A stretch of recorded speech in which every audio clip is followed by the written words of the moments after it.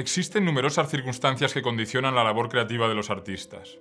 Una de las más importantes es la persona o institución para quienes trabajan, los mecenas.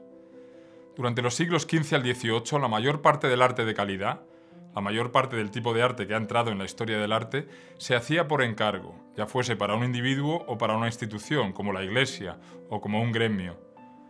Estas personas o instituciones con frecuencia tenían mucho que decir sobre los cuadros que encargaban.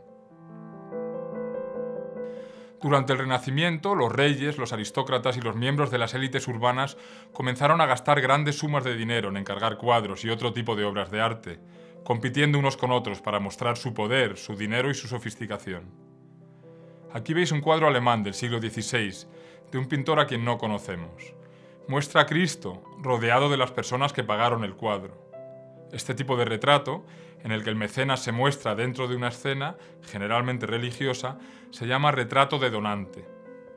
Las personas que vemos aquí han pagado para mostrar su religiosidad, por eso comparten el espacio con Cristo, pero también han pagado por demostrar que tienen dinero y gusto. Este cuadro nos recuerda lo importante que son los mecenas para la historia del arte. Las personas que encargaban cuadros a menudo daban instrucciones más o menos específicas a los pintores. Veamos un par de ejemplos. Conocemos un contrato firmado en Padua en el siglo XV, en el que el cliente da instrucciones bastante precisas al pintor. El contrato dice lo siguiente: el artista pintará el techo al fresco, con los 4 evangelistas o con los profetas, con el fondo azul y con estrellas de oro. En la misma capilla, continúa el contrato, hará un cuadro de altar, que mostrará una historia similar al dibujo que se ve en este papel. Lo hará muy parecido, pero con más cosas que en el citado dibujo. La imagen que veis en pantalla no es el cuadro al que se refiere este contrato, pero sirve para que nos hagamos una idea del tipo de trabajo que se describe en él. Otro ejemplo de la intervención del comitente en el proceso creativo nos lo ofrece el cuadro del Greco El entierro del conde Orgaz, pintado en la década de 1580 para la iglesia de Santo Tomé, en Toledo, donde aún se encuentra. En la pantalla se ve una imagen parcial del cuadro. El párroco de la iglesia, que encargó el cuadro, pidió al pintor lo siguiente: la escena debe demostrar el entierro en el momento en el que se aparecieron San Agustín y San Esteban. Uno debe de sujetar la cabeza de Orgaz y el otro los pies, y debe de haber mucha gente a su alrededor. El párroco quería demostrar que el comportamiento del conde Orgaz, que había dado dinero a la iglesia varios siglos antes, supuestamente le había valido ser enterrado por 2 santos. Las formas en que los deseos de un cliente podían afectar a un cuadro son tan variadas como la vida misma. Acabamos de ver 2 ejemplos de contratos en los que se dan instrucciones más o menos precisas sobre el contenido de un cuadro. Pero también había clientes a quienes importaba más la calidad que el contenido. Sabemos de un coleccionista en Roma en el siglo XVII que escribió a un pintor lo siguiente: en cuanto al contenido, dejo en sus manos si debe de ser sagrado o profano, con hombres o con mujeres. Los mecenas que encargaban obras de arte solían dar instrucciones a los pintores antes de firmar el contrato. Basándose en esas instrucciones, los artistas a menudo hacían un boceto o un modelo de algún tipo que permitiese al cliente ver lo que se planeaba hacer. Los artistas a veces recibían algún tipo de instrucción sobre dónde se pensaba colgar un cuadro y sobre el tipo de luz que recibiría. Durante el Renacimiento temprano, quienes encargaban cuadros a menudo solicitaban, por contrato, que se utilizasen materiales caros, como el azul de lapislázuli o el oro. Con el tiempo empezó a importar más el talento del pintor, a quien se contrataba, que el valor material de los pigmentos que usaba. Estudios de contratos que se han hecho en varias ciudades demuestran que, por regla general, los mecenas tenían más poder que los artistas a la hora de fijar los precios. Pero existían muchas excepciones, que dependían de la fama de un pintor o de las condiciones económicas. En 1649, un conocido coleccionista de Mesina, don Antonio Rufo, ofreció a Guercino, uno de los principales pintores del momento, poco más de la mitad de lo que el pintor pedía por pintar un cuadro. El pintor le contestó que pintaría un cuadro, y le cito textualmente, con un poco más de media figura. En este caso, Guercino consiguió cobrar lo que pretendía.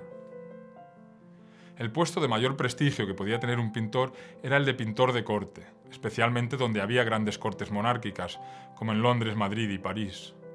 Significaba tener un salario fijo y conllevaba un prestigio que permitía a los pintores encontrar otros clientes.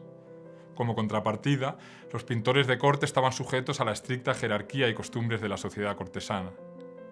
Andrea Mantegna trabajó para la corte de los duques de Mantua, y más tarde, a finales del siglo XV y principios del XVI, Leonardo da Vinci trabajó para las cortes de Milán y de Francia. En el siglo XVII, Rubens, Van Dyck y Velázquez son algunos de los artistas que trabajaron para las grandes cortes europeas. En los lugares donde ni la corte ni la iglesia actuaban como mecenas, en Ámsterdam durante el siglo XVII, por ejemplo, artistas como Rembrandt recibieron el apoyo de coleccionistas particulares y de organizaciones cívicas como las compañías de milicianos. Algunos patronos han tenido un impacto en la historia del arte que va mucho más allá de un único cuadro o incluso de un único pintor. La ciudad de Roma que conocemos hoy es, en gran medida, el resultado de la labor conjunta de artistas y mecenas durante los siglos XVI y XVII. La imagen que vemos en pantalla muestra la Plaza de San Pedro en el Vaticano, que fue diseñada por el gran escultor y arquitecto Bernini en 1656, por encargo del Papa Alejandro VII. La Basílica de San Pedro, que también vemos, también fue construida gracias al patrocinio de varios papas, como Pablo III, que encargó a Miguel Ángel que continuase la labor de arquitectos anteriores. La espectacular cúpula es diseño suyo.